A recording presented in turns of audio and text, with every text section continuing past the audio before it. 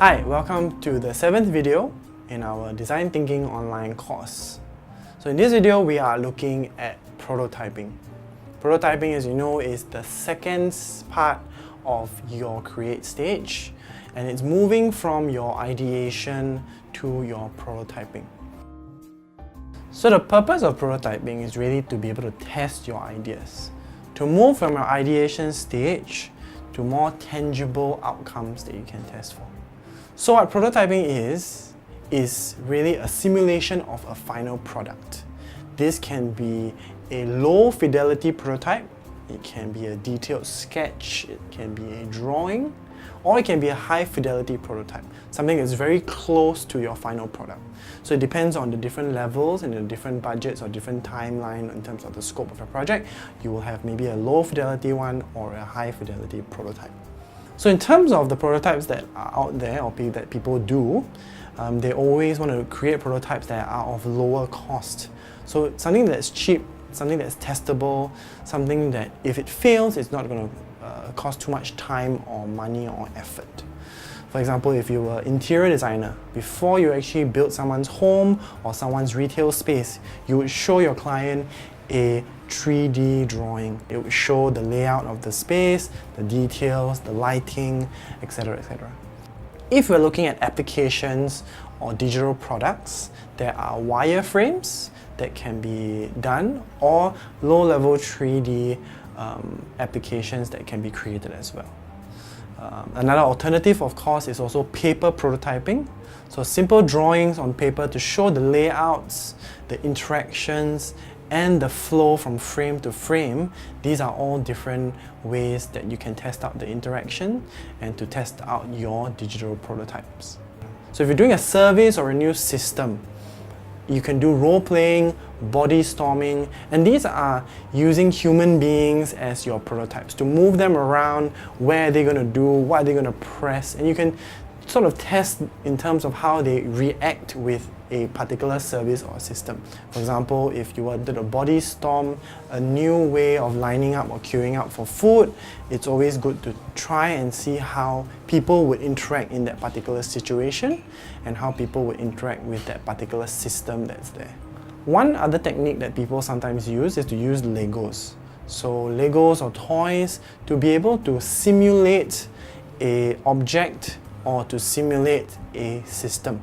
So someone might be able to build a physical prototype or to build a space using Legos and to show that to other people to see how that works as a system or a product. Hi, I'm Agnes. I'm an industrial designer by training, and I also practice the Stanford Biodesign methodology in healthcare innovation. In 2016, I managed to secure some funding from the TIE Ignition grant and collaborated with this elderly daycare center, and the operator is Meta Welfare Association, to work on a skate meant for stroke survivors to do upper limb rehab. So we had to deal with something that is for the human anatomy, the arm, and there are so many different sizes from the patients that we see. Some old petite lady will require a shorter length of a skate compared to a very tall, broad-built uncle. So blue foam is a relatively cheap resource and easy to shape, and so we made use of quite a number of blue foams to test out for the ergonomics and size of different patients. When you're doing prototyping, you want to be able to use the resources or items that you have in hand or at least easily available to you. The whole point of this is to make sure that you do something that's of low cost, but to be able to test out the functionalities and to test out in the field your prototypes. You want to be able to review your prototypes based on the user's needs. You want to also be able to refine some of your prototypes in terms of to be able to figure out whether there are any areas for improvements. If you encounter big issues and your prototypes just don't work in terms of that context or that group of stakeholders that you have, it's always good to go back to the drawing board, find out what is the next best idea that you all have as a team or as an individual in your project, and try that other idea out. The whole purpose of this is really to say that, alright, rather than implementing something that might not work, which will cost a lot more money, a lot more time, a lot more manpower, you find out the shortcoming of this particular idea or prototype at a much earlier stage, where money hasn't been spent that much, time and effort hasn't been spent that much as well.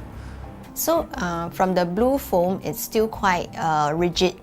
Yeah, so we couldn't achieve a certain organic shape or bendability.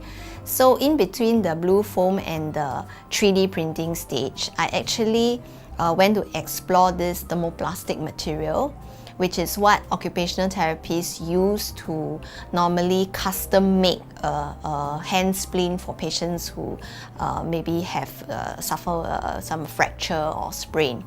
And that's when we discovered that actually if we were to shape it similar to what the occupational therapist has already been prescribing to their patients, it could increase the acceptance on the end of the patients to see something familiar, yet maybe in a different material that's still biocompatible and safe for their use. When we are doing the 3D printing, we also realize how the fibers are aligned also matters, because there was once when a bigger patient put on our arm splint, it actually broke into half because his fingers were so rigid and the direction of the fibers were actually against the force where his fingers are spread open. So naturally the whole thing snapped.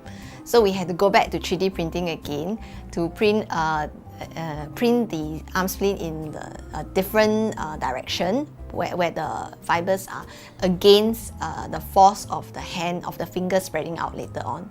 And then of course that second attempt worked better, and so far we haven't had any incidents of a patient breaking the prototype anymore. So in this video, we were looking at prototyping, the different types of prototypes, how and why prototyping is done. In the next video, we'll be looking at storytelling.